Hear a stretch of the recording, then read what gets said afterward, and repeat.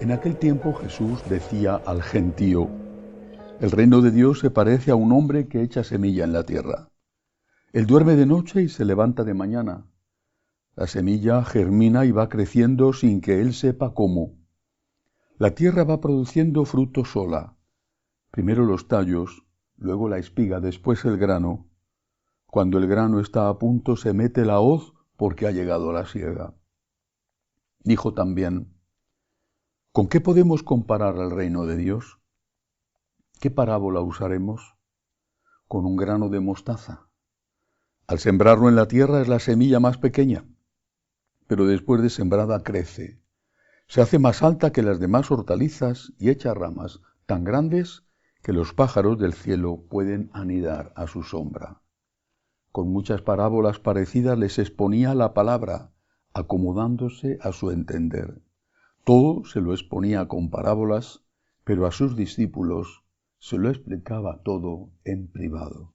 Palabra del Señor. Gloria a ti, Señor Jesús. Hoy la Iglesia nos ofrece para la meditación y la celebración la figura de dos santos, Timoteo y Tito. Importantes porque fueron dos compañeros fieles hasta el final de San Pablo, dos de sus grandes colaboradores. Estos dos hombres, que son conocidos porque de ellos habla San Pablo, y a cada uno de ellos San Pablo los deja como obispo en una u otra de las comunidades por él fundadas, estos hombres nos enseñan el valor de la fidelidad. Una fidelidad que solo es verdadera cuando hay dificultades. Es fácil ser fiel cuando te aplauden. Es fácil ser fiel cuando todos intentan ser fieles. Y no es nada fácil serlo cuando eso te supone incomprensión y persecución. Pero esa es la verdadera fidelidad.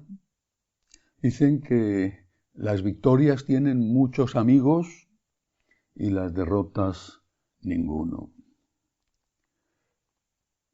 Timoteo y Tito. Timoteo mereció incluso que San Pablo le escribiera. Timoteo y Tito estuvieron al lado del gran apóstol, no solo cuando era bien visto entre los cristianos, sino también cuando estaba encarcelado la segunda vez en Roma, esperando la muerte. Estuvieron al lado de su amigo, de su maestro, siempre. Y ahora pensemos en quiénes han sido nuestros maestros.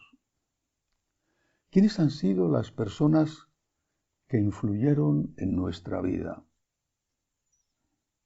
¿Quiénes han sido aquellos a los que debemos algo positivo? Quizá también algunos nos han enseñado a base de hacernos daño y ahí hemos aprendido, pero en fin, alguien que nos ha enseñado algo que ha marcado nuestra existencia. Por supuesto, posiblemente, así debería de ser, además, los padres, o al menos uno de los padres, de luego es en mi caso, tanto mi madre como mi padre. Pero después, cuando empiezo a pensar en maestros, pienso en el director espiritual de mi adolescencia. Pienso más tarde en aquel sacerdote periodista con el cual empecé a aprender y a ejercitar, no sé si bien o mal, el arte del periodismo, José Luis Martín Descalzo. Pero pienso en otros que han marcado mi vida y a veces de una forma próxima, cercana. San Juan Pablo II, Benedicto XVI, personas que he conocido, con las que he estado, con las que he convivido. Y ahora viene la consecuencia. Si he estado con estos gigantes, y no solo accidentalmente, como cuando tuve la oportunidad de saludar y entrevistar a Santa Teresa de Calcuta o a Chiara Lubich, fundadora de los Socolarinos, a la que estuve también tan unido. Si he estado con estos gigantes que han marcado mi vida, ¿soy fiel a estas enseñanzas?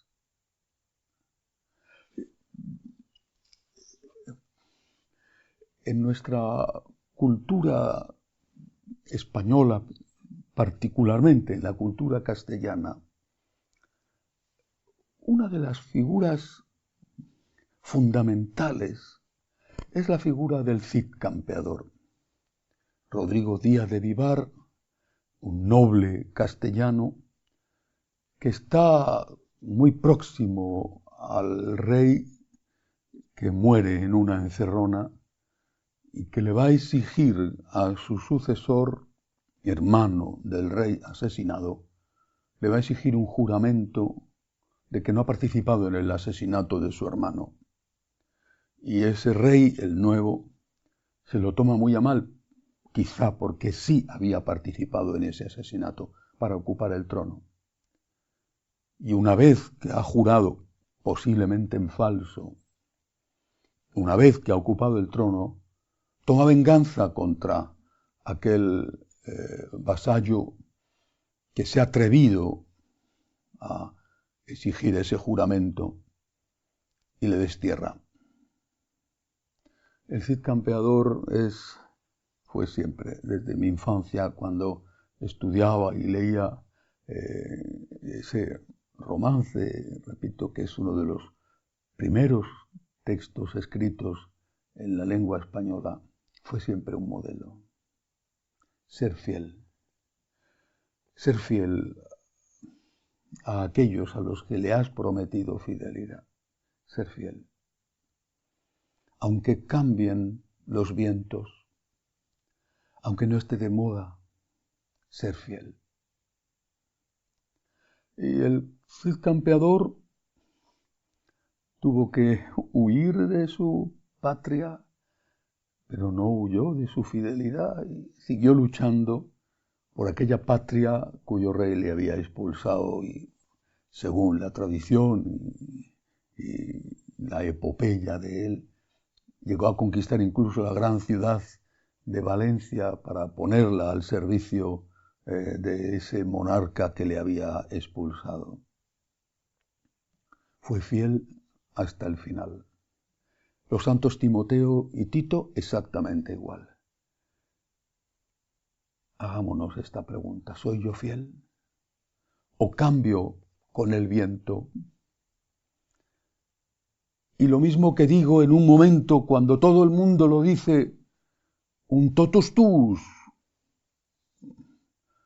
a San Juan Pablo II, o un santo súbito, después me olvido y reniego, o al menos hago como si no hubiera existido. Hay gente que tiene esa capacidad, tiene la capacidad de estar, como decimos en España, cambiándose la chaqueta continuamente.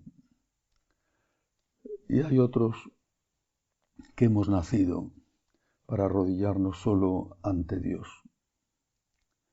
En cualquier caso, la meditación de hoy es esta. ¿Soy fiel a Cristo, mi Señor?